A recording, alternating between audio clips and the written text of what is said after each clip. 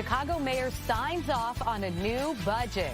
What's inside that may have you paying more? And more violence on the CTA. A man is dead after a shooting on the Pink Line.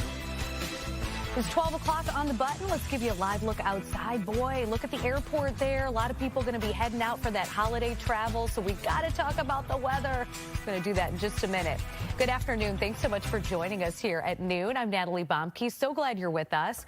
We start with breaking news. The FBI and local law enforcement is investigating a possible armored truck robbery and shooting on the southwest side. We have a live look at the scene. Here it is. This is near 43rd and Archer. Right now, we know a 49-year-old man was shot in both legs, possibly a security guard. The victim was taken to a local hospital in critical condition. We're going to keep you updated as we learn more, but it looks like this all unfolded right outside of a Chase Bank location. Again, we'll get back to that when we have more information. A deadly shooting on a CTA train this morning has riders once again on high alert. Roseanne Tejas has the latest in a series of disturbing incidents on public transit. Chicago police now say the two men shot on that Pink Line train were 23 and 44 years old, and the older one did not survive. Police say those men got into an argument with another man who had a knife. When one of them pulled a gun, the man with the knife got hold of that gun and fired. Police say the two people were taken from the train, stopped at Washington and Wells, to the hospital, where the 44-year-old man died from his injuries. This comes after a string of violent incidents on trains recently. Last month, a young woman was set on fire on a Blue Line train. And Friday, a man set fire to his belongings on another Blue Line train. Riders say safety is now top of mind. I am getting a little nervous taking the CTA. I feel like your head has to be on a swivel, and as the CTA says, if you see something, say something. But I do feel like more increased police activity needs to happen. I haven't seen it this bad. This is very bad now. Because now that's the reason why I drive, because I'm scared to get on the L's. I ride the CTA every day, different lines. It's very disappointing. We shouldn't be frightened to sit on the train. It puts people in a tough position as well, because you want to be trustworthy or trust your fellow citizens. So if somebody starts to act a little strange, I don't know if I should react or what, you know, so it's bad. If I see police up there, I'm happy. Well, just Friday, the CTA rolled out added security measures. They announced they were adding officers on trains and also private security canine patrols. But the Federal Transportation Administration immediately said they weren't doing enough and is now asking them to take further steps to enhance security within 90 days or risk losing $50 million in federal funding. We reached out to the CTA for comment about this morning's incident. They referred all questions to Chicago police. In the Loop, Roseanne Tejas, Fox Chicago. With 8 days to spare, Chicago's mayor signs off on a new budget plan. Political reporter Paris Schutz is live with reaction. All right, give it to us, Paris. What happened? Natalie, we're still trying to unpack that. As you can see, the mayor is still addressing the media with some supporters behind us right now outside of his office. So we were waiting on whether he would sign or veto the budget, but actually he did neither. He announced that he is just going to sort of let it go, meaning it will go into effect, so he's neither signing it nor vetoing it, but it does signal an end to this process. He's also signing a couple of executive orders along with it. Take a look. So today I want to announce that I will not veto the budget approved by the Chicago City Council on Saturday, December 20th, 2025. I will not add my signature affirming the budget as presented. So almost a campaign-style speech here. The mayor is flanked by supporters from various public employee unions, like the president of the CTU, Stacey Davis Gates, declaring victory for working people. The reason the mayor's not signing this budget is because of the debt collection part. He doesn't like the increased focus on collecting debt from Chicagoans that might owe for various reasons. So one of his executive orders was to prohibit any debt collection of medical debt. So that's if you used a city ambulance or any of the city emergency services and you're in debt now. He is saying with this executive order that they will not go after you with collectors for that debt. But there are other debts that will be collected as part of this alternative budget. He's also signing an executive order that would limit police overtime. It would make the police have to go through the mayor's management and budget office to get approval for overtime, hoping to sort of tamp down some of those runaway police overtime costs. Perhaps that's an area of the budget that can be saved. Beyond that, he says that he and his supporters did get the majority of what they wanted in this budget, including a cloud computing tax and some other business taxes, but there's also a plastic bag fee and the legalization of video gambling terminals. So a mixed message here. He's declaring victory in getting the things that he wanted, but then ultimately not signing this budget or vetoing it because he's opposed to that debt collection part. But saying he didn't want to veto it outright because he didn't want Chicagoans to have the uncertainty of going into the new year without a budget. So he chose the third way, not signing nor vetoing, but the process comes to a close. That alternative budget does get passed, and we'll have more to unpack throughout the afternoon and on the Chicago Report tonight as the mayor, as you can see, wrapping up his remarks here outside of his office. Natalie, we toss it back to you. Before we let you go, Paris, I'm glad that he's wrapping up. I didn't want to pull you away from hearing what he had to say because I know that that's critical for what you do. What will people have to pay in addition to what they're already paying? I think that's the bottom line for Chicagoans. How much more am I paying and in what way and when? When does this go into effect? Well, this is going to go into effect in the new year, and Chicagoans, so property taxes are not going to go up except for the other bodies that tax. So CPS, the portion of the property tax, that will go up. But the city is not hiking property taxes in its portion, so they're not going to pay more. They're going to pay a higher plastic bag tax. They're going to pay a cloud computing tax. If you're a business owner and you lease property for your business, you're going to have to pay a higher tax on that. But let's listen to some more of the mayor's remarks in terms of how he was sort of trying to take a victory lap, but still saying, I don't like most of the budget. We did protect youth employment even though they tried to take 5,000 positions away. We did protect the largest TIF surplus in the history of Chicago even though they tried to take it away. We did stop them from raising garbage fees even though they tried to double them. The last I checked, my clear lines were, do not raise the garbage fees, do not collect grocery taxes, and do not raise property taxes, and invest in young people, invest in affordable housing, and invest in mental health. Those are all wins, and you can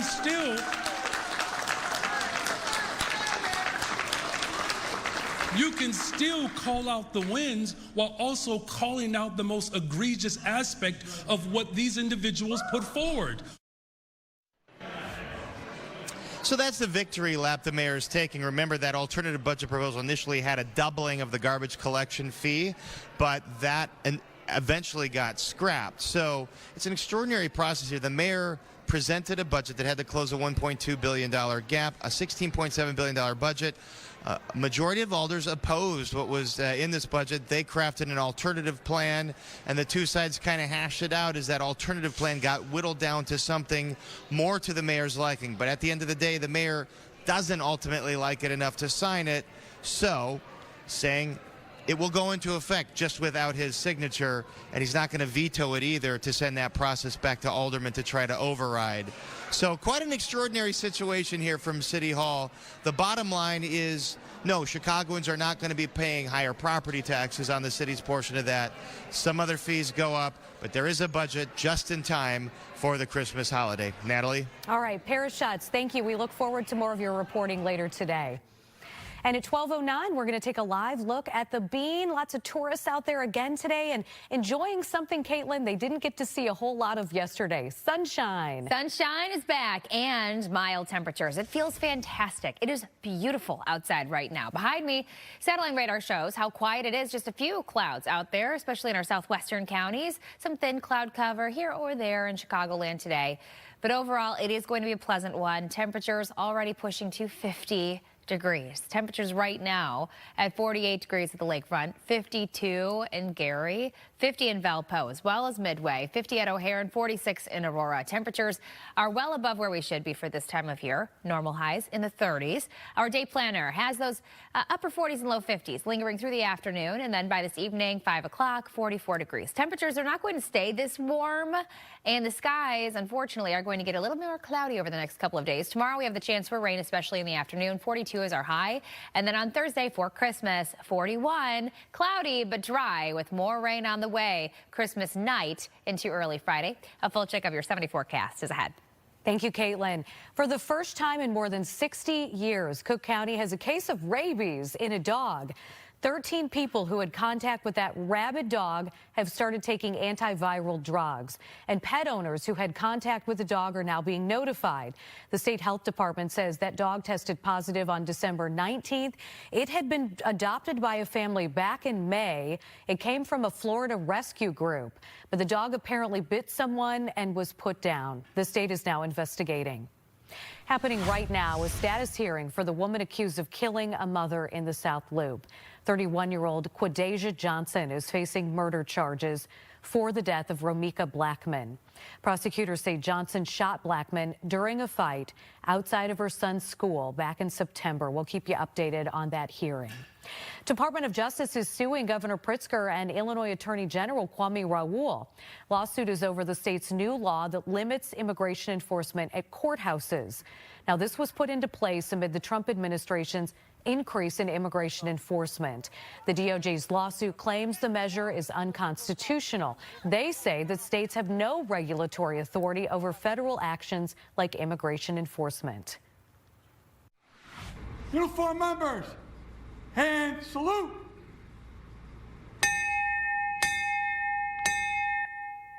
This morning, the Chicago Fire Department honored Lieutenant Scott Gillen with a ceremonial bell ringing, marking 25 years since his death in the line of duty.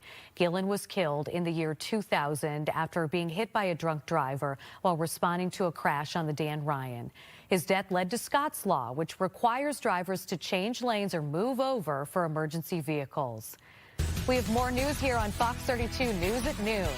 A deadly plane crash in Texas involving Mexico's Navy, what we know so far. And a mom thwarts a robbery at her own home by ramming into the getaway car. You've got to see this video. Last-minute gift shoppers.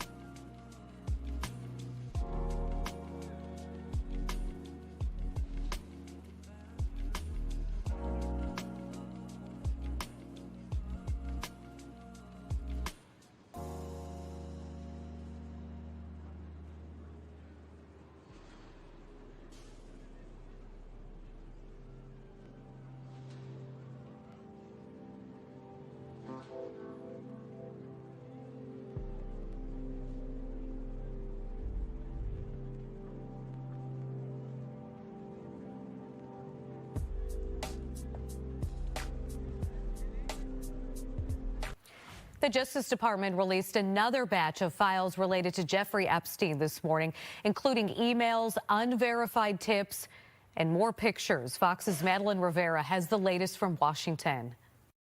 The Jeffrey Epstein saga continues to unfold. Early Tuesday, the Justice Department posted a second batch of some 11,000 documents, days after a deadline to release all government material related to the convicted sex offender's case. We're going through a very methodical process with hundreds of lawyers looking at every single document. Among the heavily redacted files is a January 2020 email from an assistant U.S. attorney stating President Trump flew on Epstein's plane at least 8 times between 1993 and 96, more than originally reported. At least once with Epstein alone and another time with just Epstein and an unnamed 20-year-old woman. I can't imagine why Donald Trump would have been okay to be on an airplane with teenagers and very young adult women, other than nefarious circumstances. But with the files came a note of caution. The DOJ posting some of these documents contain untrue and sensationalist claims made against President Trump. The first batch of documents released Friday contained dozens of photos of Epstein with high-powered men, including Presidents Trump and Clinton. And although Trump signed off on releasing the files, he thinks they're doing more harm than good. This is what the Democrats, mostly Democrats, and a couple of bad Republicans are asking for. I don't like the pictures of other people being shown. I think it's a terrible thing. The files also contain many unverified tips sent in to law enforcement and a debunked video purporting to show Epstein's 2019 suicide inside his Manhattan jail cell. In Washington, Madeline Rivera, Fox Chicago. The Trump administration's interest in Greenland is ruffling diplomatic feathers yet again, but the White House claims it's all about national security. The president appointed Jeff Landry as his new special envoy to the Arctic island, which is currently in Denmark's possession. The White House claims the Danish government isn't investing in Greenland's defense, and that's creating a problem for the U.S. And if you take a look at Greenland, you look up and down the coast, you have Russian and Chinese ships all over the place. We need it for national security. We have to have it. That preserving the territorial integrity of the Kingdom of Denmark, its sovereignty, and the inviolability of its borders is essential for the European Union. The Danish and Greenlandic prime ministers released a joint statement condemning the move, but says they'll work with the U.S. only if mutual respect is offered. President Trump has refused to rule out the use of force to take over Greenland, telling reporters, quote, "We'll have to work that out." A Maryland congresswoman wants to block President Trump from adding his name to the John F. Kennedy Center for the Performing Arts. Congresswoman April McClain Delaney has introduced a bill to keep Trump's name off of it. Legal experts have said that it should be up to Congress. But the board installed Trump's name on the sign anyway last week. The congresswoman says the Kennedy Center is a tribute to JFK and is not a political organization. Why this was an important piece of legislation for me to introduce was actually because I think of the shocking nature of it, but it also comes a point where I believe there is kind of a reckoning on the other side of the aisle that perhaps that our Republican colleagues need to start to draw a line as to what they should be doing for our country and for our constituents. The head of the Kennedy Center said the new name reflects what he calls a bipartisan place. The congresswoman's bill would overturn the vote by the board, require immediate removal of any new signage, and bar future attempts to rename national landmarks. The Department of Education is now looking into whether Brown University met campus safety requirements before the mass shooting more than a week ago. The gunman, a Portuguese national and former Brown graduate student, killed 2 students and injured 9 others on campus. He then went on to shoot and kill an MIT professor in the Boston area.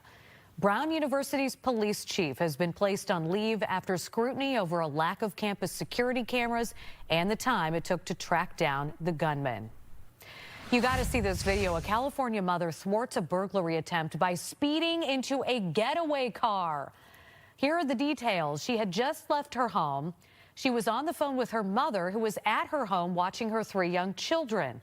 She heard her mother scream, saying thieves were on the property. So the mom turned the car around, spotted the thieves' vehicle, and rammed into it at a top speed. 3 men did get away, but police were able to collect evidence from the vehicle, including radios that were used to track police.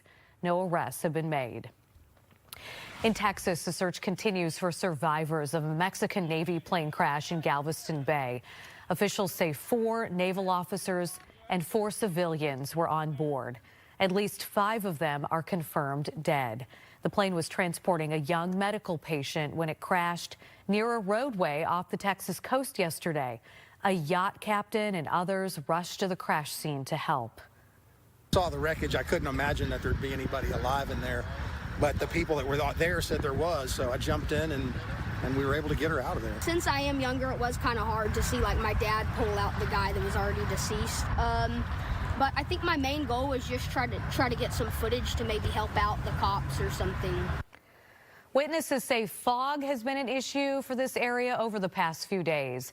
It's not clear if the weather, though, played a role in the crash. All right, let's give you another live look outside in the Chicagoland area. Beautiful look at our skyline as we continue this holiday week, and Caitlin is here for another check of the forecast. Going ice skating today or looking at Christmas lights would be perfect. You're going to be comfortable outside today, believe it or not. I guess you would believe it, because look at this. Look at this. Live shot outside. We've got blue sky. We have a few thin clouds out there, but that's about it for our weather hiccup today. Outside of that, mild temperatures. It feels good, looks good. We have a few clouds, especially in our southwestern counties, but calling it partly to mostly sunny today. Temperatures are already creeping into the 50s, believe it or not. We are at 50 degrees on the dot from O'Hare to Midway and in Joliet. 49 at the lakefront, 46 in Aurora, 48 from LaSalle to Morris in northwest Indiana. Temperatures are in the upper 40s to low 50s. It's 52 in Gary right now, so very warm today. Our futurecast will show changes that are brewing, though, as we head towards Christmas in a couple of days. So breaking down your forecast for the rest of the afternoon today. Temperatures are going to stay mild. Even into this evening, temperatures are still right around 40 degrees at 7 o'clock. Then we get into tomorrow, and we're going to have more clouds. We also have the chance for afternoon scattered showers. This is Christmas Eve tomorrow. Temperatures starting off in the 30s, climbing to the low 40s as our highs. So we're going to be a little bit cooler than today, but the clouds are going to make it look more gray. And we do have the chance for scattered showers in the afternoon, as mentioned, on through the evening. Heading into Christmas, well, the temperatures are going to be back to the upper 30s, low 40s, and we expect dry skies, but the clouds are sticking around on Thursday. You can see it here. Let's take you through the afternoon. 1:15, temperatures hovering around 40 degrees. But then we have the chance for rain returning again Christmas night into early Friday. And temperatures, they stay mild Friday in the 40s. But then this weekend, we do cool off quite a bit on Sunday, also on Monday. We'll take a look at your full 7-day forecast ahead. Thank you, Caitlin. We've got a warning from the CDC ahead of Christmas gatherings. The illness, they say, is running rampant across the nation. We have a live report on what's making this seasonal surge so concerning.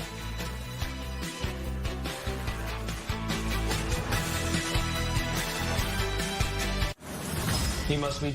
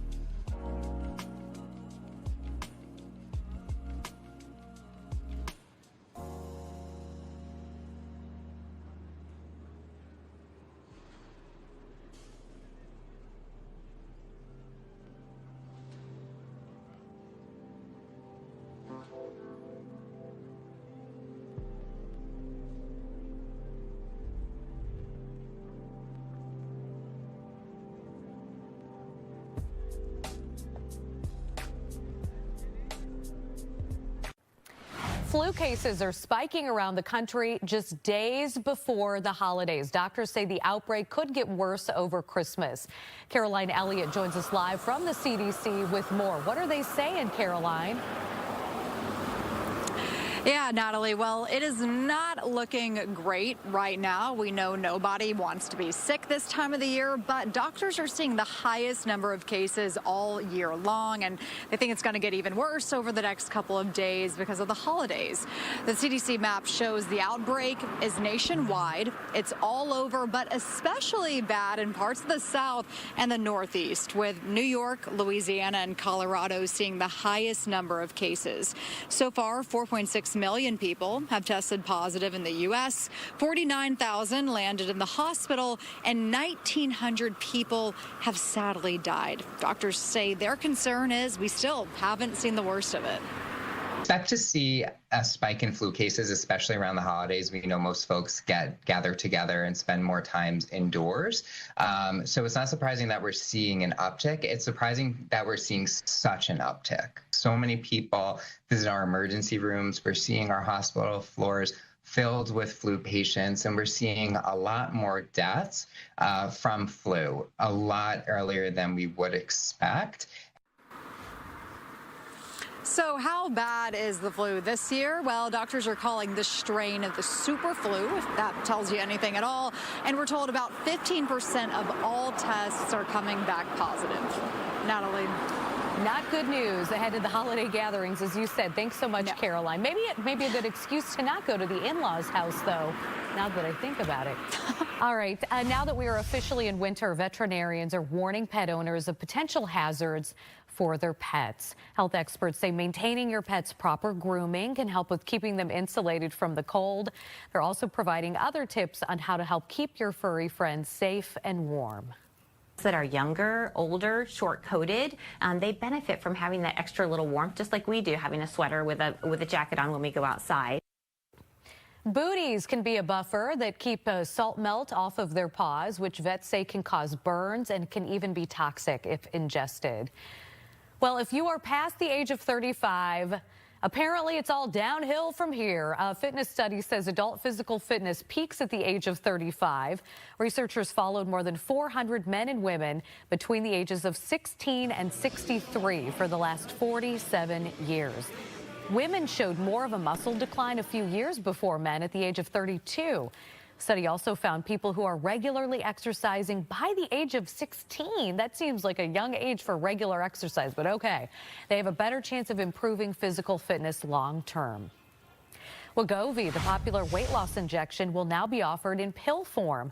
The Food and Drug Administration gave their approval. So like many similar medications, it was first created for diabetes, but it has grown extremely popular for losing weight. Novo Nordisk has not announced a price. They do expect it to be cheaper than the shot. In the coming months, a second pill from Eli Lilly is expected to be approved by the FDA as well. We've got more news and weather coming up for you after the break.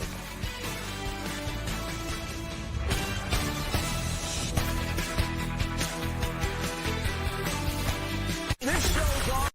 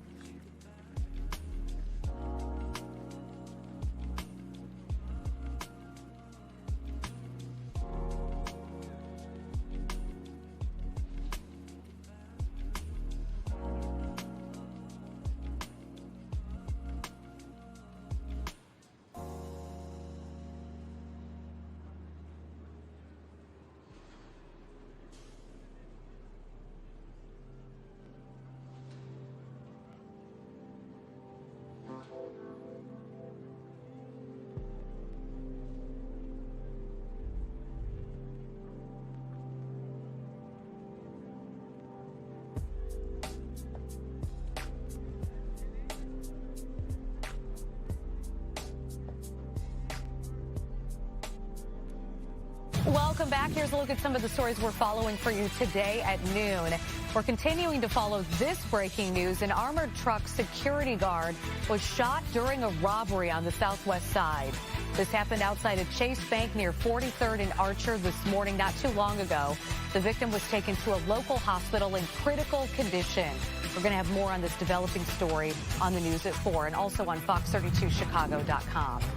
At least one person is dead and another wounded. Police say 2 men were on a Pink Line train. They got into an argument with another man who had a knife. It got physical.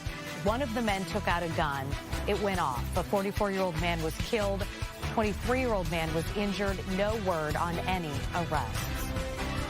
Meteorologist Caitlin Cody is here with another check of the forecast. And we don't have a white Christmas. We do have a mild Christmas. You know what? I'll take it. Let's go for a walk, Natalie. It's so nice. Live look outside. You can see the blue sky. We've got sunny conditions today.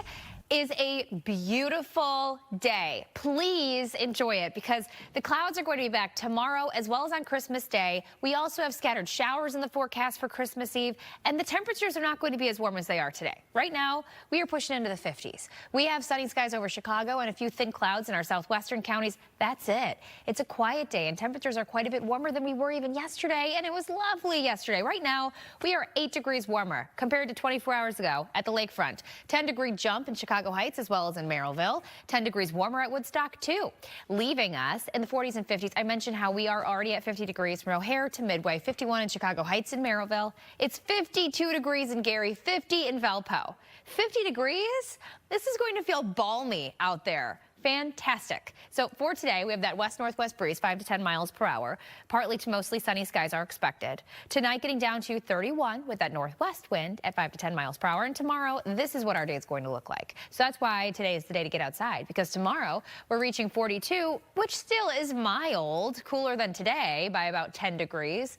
But we also have scattered showers moving in the afternoon and evening. So here's your futurecast. Let's time that wet weather out. So for today, high pressure anchored north of us, quiet conditions, warm temperatures. And then tomorrow, that's when we are going to have that potential for some wet weather. 445, and we're seeing some scattered green in Chicagoland. So we do have the potential for that light scattered rain. But on Christmas Day, it's looking gray. So very cloudy, but dry. But then Thursday night into early Friday, we have the chance for some rain returning to the forecast. So here's your 7-day outlook. Temperatures back to the low 40s Wednesday and on Christmas. Friday, the chance for rain, especially early, 47 as our high. And then this weekend, it's 50-50 again. Saturday, more comfortable than Sunday. Saturday's high right around 48, then down to about freezing on Sunday. Next week, we start off at 23 degrees on Monday. So very cold air settling in at the end of the weekend into the beginning of next week. In the meantime today, get outside and enjoy those 50s. Back to you. Thanks, Caitlin. Chicago has become a destination to celebrate New Year's Eve, and Taos Chicago is joining in on the fun. The director of operations joined Good Day Chicago to share what guests can expect on this special night. The space will be transformed. I mean, aside from our obvious 16-foot Kuan Yin statue behind me, which completely anchors a room, you know, balloon drop, full sound and lighting production. We go all out. This is one of our favorite events of the year, so we don't hold back at all. Entertainment, local DJ talent, food, anything and everything you can imagine in one space right here at Taos Chicago. I have always wanted to go to this, but maybe next year. Tickets start at $200. For more information, you can visit Taos Chicago's website. And be sure to join Jake Hamilton and Anita Blanton live from Taos Chicago nightclub. This is what I'm going to do this year. This is how we're going to celebrate ringing in the new year with performances by Bun B, Cupid, Cleo Fox, and more. Fox Local New Year's Eve live. The party starts at 10 p.m. on Fox 32 and Fox Local Chicago. Happening today, a major milestone at the Obama Presidential Center in Jackson Park. Crews are installing 5-foot-tall concrete letters with the words, "You are America," taken from a speech of former President Barack Obama. The letters will be mounted on the south and west corners as the center prepares to open in June. Officials say the project will take about 6 weeks to complete. Chicago Bears are hosting their 37th annual coat drive. The Bears, along with Jewel Osco, the Salvation Army, and Sherway Movers, are asking for your coat donations. All you have to do is drop them off at participating Jewel Oscos. Super easy right now through February 16th. You can find more information online at chicagobears.com/coat drive. And we will be right back.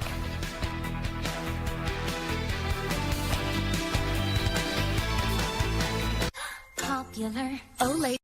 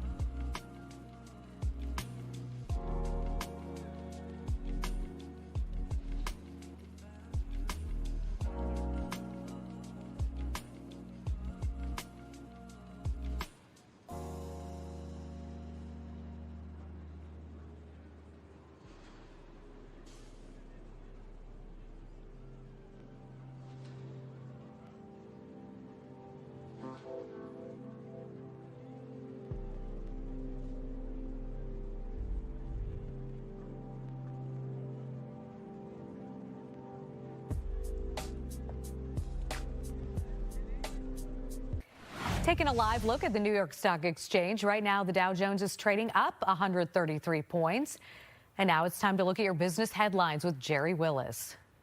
A Jim Beam distillery in Kentucky halting production for a year due to tariffs and a lack of demand.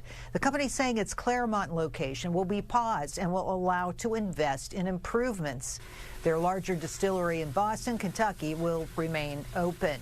No layoffs are planned and employees are being reassigned within the company.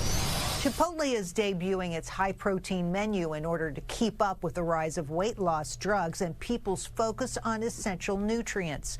Starting today, the chain is offering cups with 4 ounces of chicken. Chipotle also selling an Ozempic-friendly fiber bowl and low-calorie salad. The company says, quote, Chipotle's new high-protein menu offers more ways for guests to get the protein they want in the portions that work for them.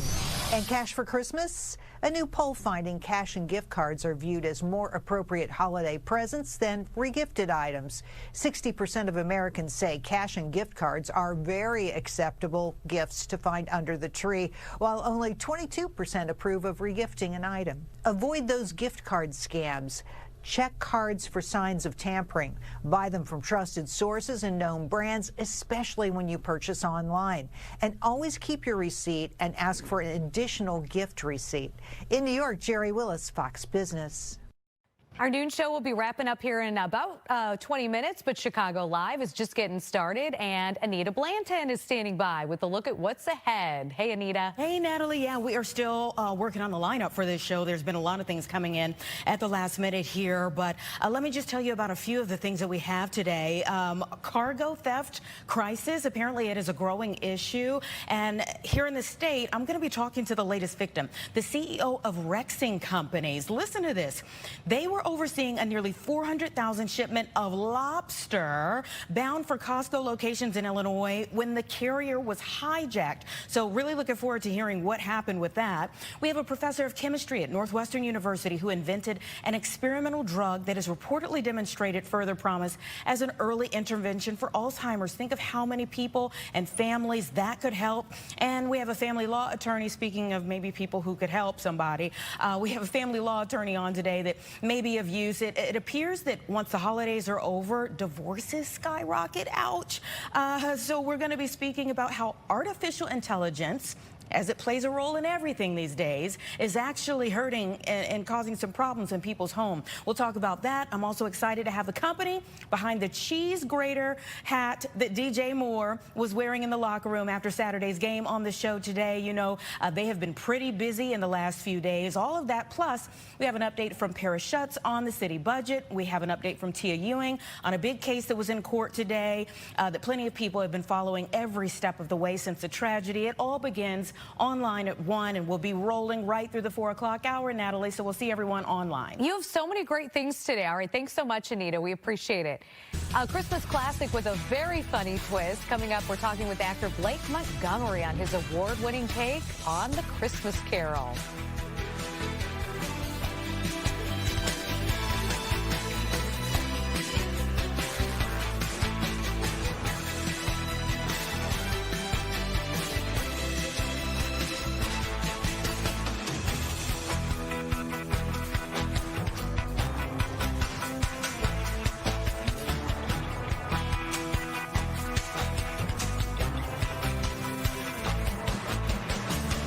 I'm Johnny Knox.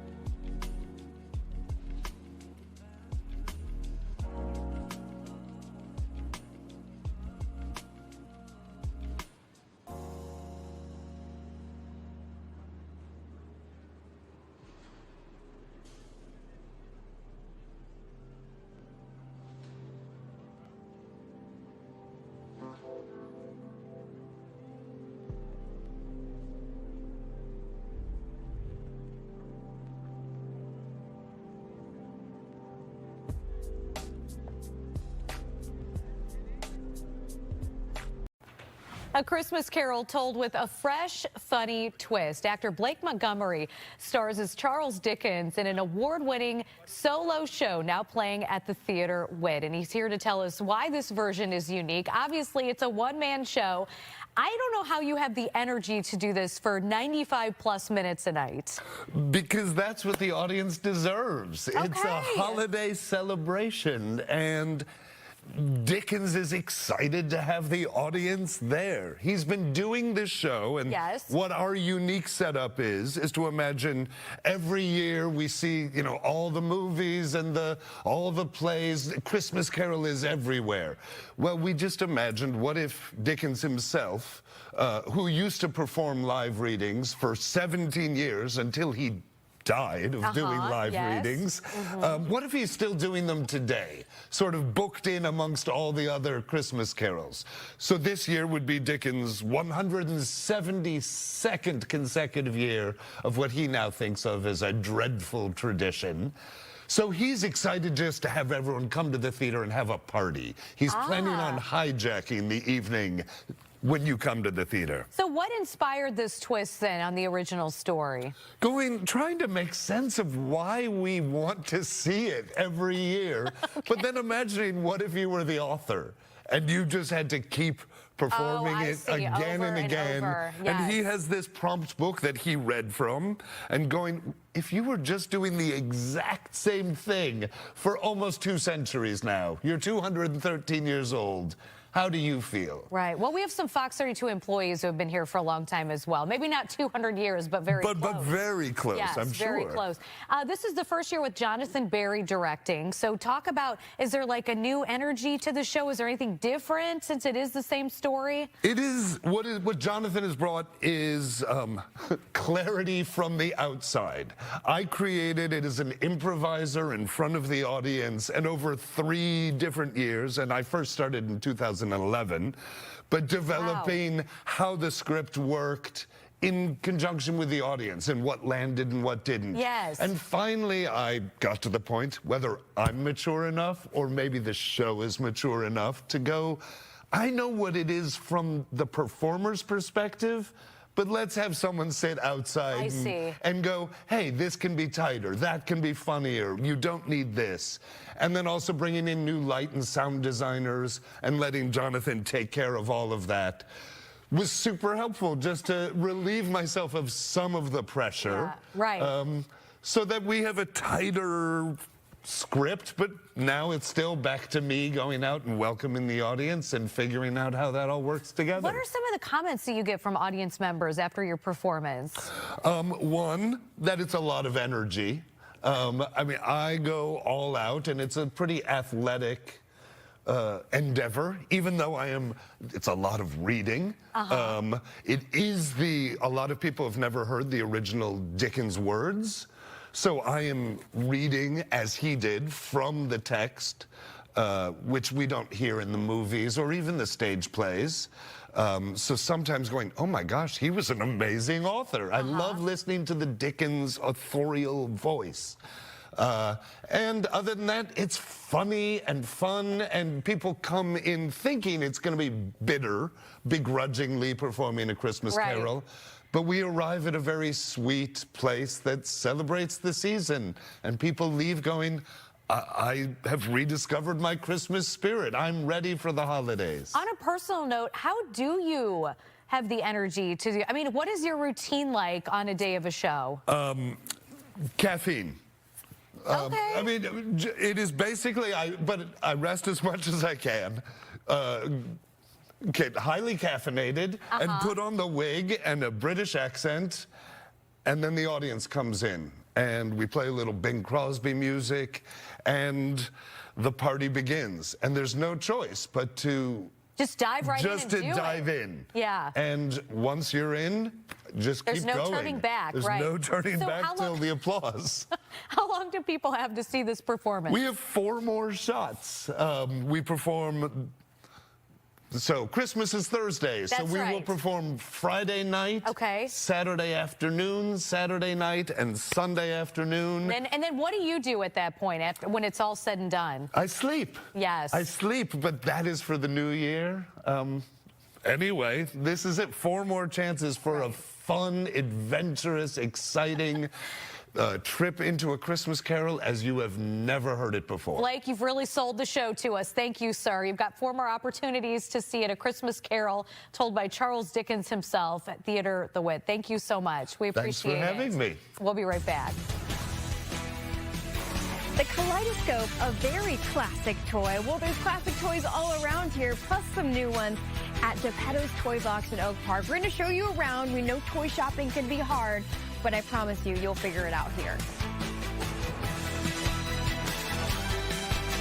You're watching the whole...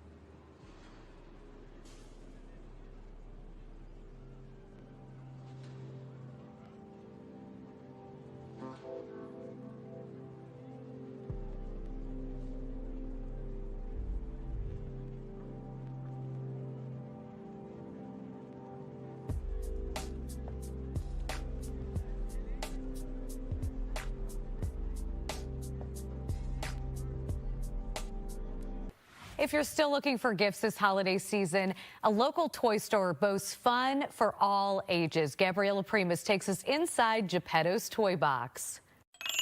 All right, forget being an adult. You could be a kid here at Geppetto's Toy Box in Oak Park, right on Lake Street. Floor to ceiling, you're going to find something that's perfect for Christmas and, of course, beyond, too. With every good toy store, you need a good toyologist. That's where Eric Mason Cup comes in. And you're already getting to work here. You got to. Yeah, you we got to already play have all some day demos long. for you. Yeah. Eric curated a couple of things that might be good for maybe Christmas, or again, or maybe beyond throughout the year. Absolutely. But Eric, I love your story. You've been here for 20 years in Oak Park. Why did you decide, toys are something so special to you, you wanted to start a toy store? Well, like I said earlier, it's like most of my family's in the Netherlands, and so whenever I'd go back, I just would have to go in every single toy store that I could find.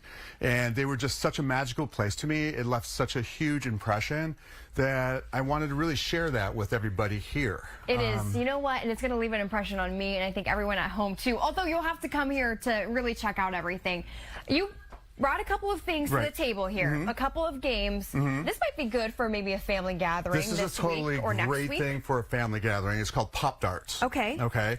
And so it's kind of like a bocce or a target game where you can play two different ways. You can play with just a regular target like that, trying to get the closest to the target, or you use this guy right here, and if you actually land your dart right on it, you're an automatic winner. Wait, what about this little guy? So this is volley shot, and it's just a game that you're going to just knock it back and forth, and whoever, look at that. See, that's something you need skill for. That's not something for me. I love, too, when there's gifts that kind of keep on giving. Maybe it starts a hobby. You said you got into needle felt? Needle felting, yeah. And we have some kits here. Yep. Also some bracelets and stuff like that making. Over on the other side, I saw some chemistry kits. How fun is that for kids to be able to start something and maybe just continue it throughout the year? Well, I mean, there's everything that any kind of hobby, any kind of I don't know, the best way to say it is just any kind of passion that some child might have, or interest or curiosity. Feeding that little nugget of curiosity with a toy is like the best thing you can do for any kind of child. Are you guys open, Christmas Eve? We are open Christmas Eve. We're open from 10 o'clock till 3 o'clock on Christmas Eve, maybe a little bit later. And we're open tonight till 8 o'clock as well. Okay, yep. I have some things figured out. I already showed some of our coworkers some of the things that I got them for Christmas. So fantastic. They're going to really like it, especially Anthony Ponce. Okay, well, more information about Geppetto's Toy Box on our website, fox32chicago.com. You guys are in a great spot right in downtown Oak Park. We are. I'll send it back to you for now. Thank you, Gabby. Caitlin will have a final check of the forecast coming up.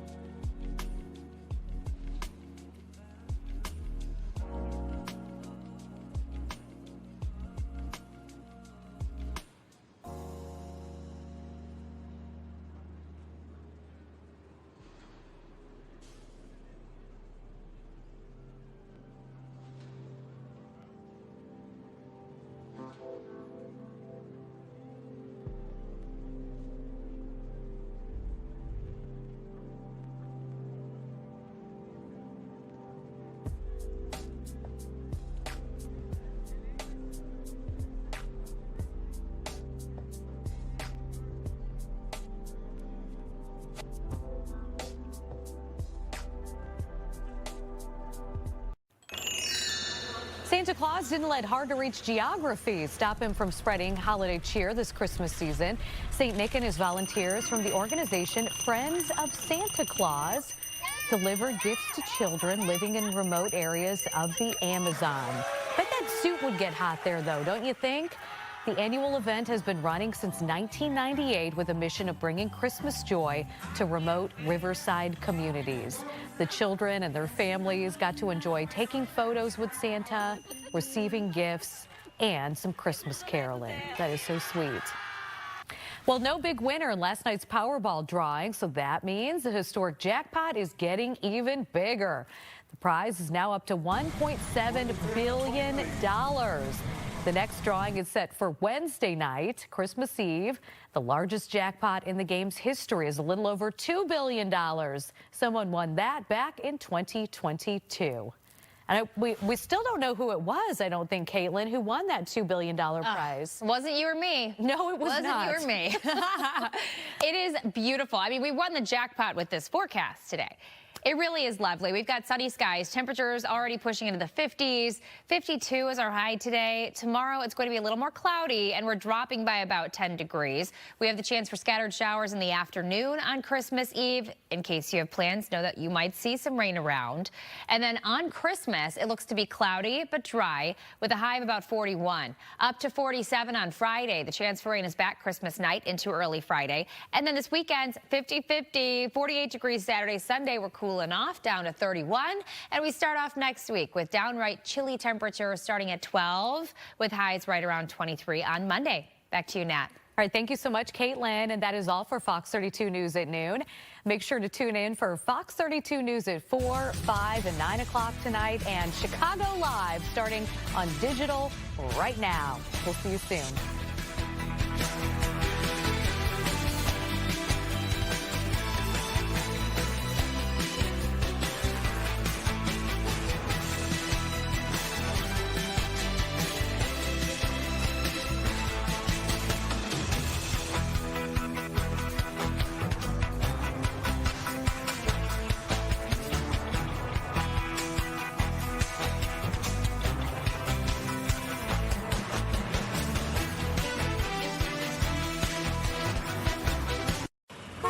Next up. We have a pretty full lineup today, so let's just talk about some of the things that you can expect in this first hour together. Like I said, pretty full. Things are still fluid at this point in time, but the excitement surrounding our Chicago Bears, we really just can't get enough of that. I mean, we're riding